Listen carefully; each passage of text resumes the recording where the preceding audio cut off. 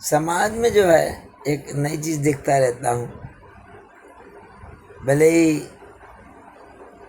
Ladies جو ہے military میں چلی گئی ہو، ایروپلین اڑاتی ہو، وہ ٹرین چلاتی ہو، لیکن ساس بہو کے رشتے جس کی طرح سے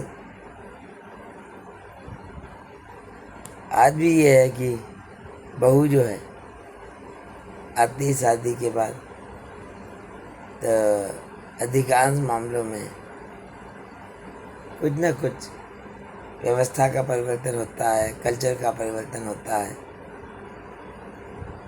پریورتن ہوتا ہے تو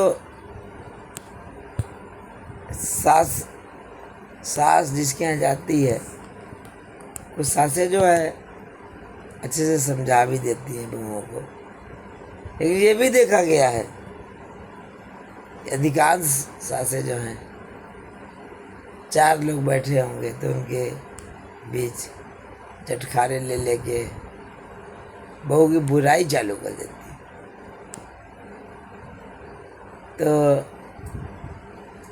اب برائی تو چالو کر دیتی ہیں، کہیں نہ کہیں بہو کا بھی آتم سمان آہت ہوتا ہے۔ اب غلطیاں کس سے نہیں ہوتی ہیں؟ اب ساس جی مان لیجیے ان کی عمر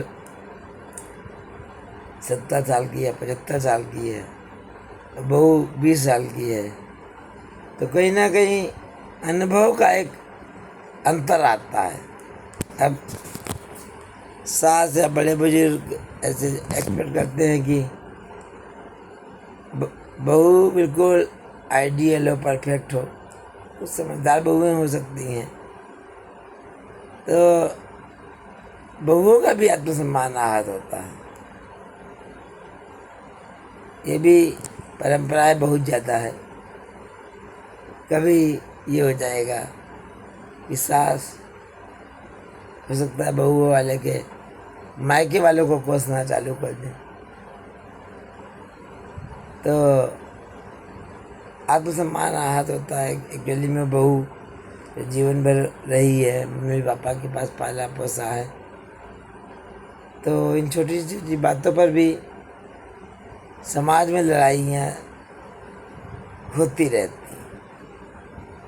چھوٹے چھوٹے مدعے ہیں، بڑے مدعے نہیں ہیں۔ ہو سکتا ہے کہ شادی میں دہیج میں تھوڑا آئٹم کچھ کم رہ گیا ہو، چمچ نہ ملی ہو، کلچھل نہ ملی ہو، یا کچھ سام چھوٹ گیا ہو۔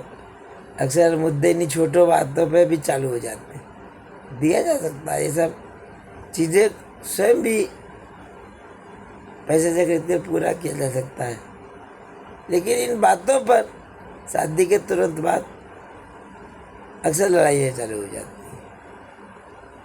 چھوٹے چھوٹے مدعے ہیں کہ میرے من میں آتے ہیں، شیئر کرتے ہیں۔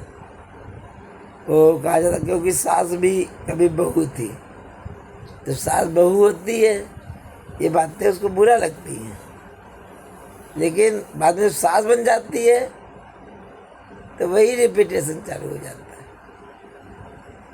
ایسا نہیں ہے کہ ساس میں سب برائی ہوتی، ساس میں اچھائیاں بہت ہوتی ہیں۔ ساس ایک مضبوط سنستھا ہے اور پورے پریوار کا لینڈ آرڈر مینٹین کرتی ہے، دونوں ہی پکش ہوتے ہیں۔ لیکن ایک کامن سمسیایں ہیں سماج کی کہ شادی کے بعد آتے ہی جو ہے آلوچنا کرنا۔ بہو بھی بری صحیح ہوتی ہے ایسا نہیں کہتا ہوں، لیکن یہ ساماجک سمسیا ہے۔ مجھے تو بس جو سمجھ میں آئے گا میں کہہ دوں گا۔ ساتھی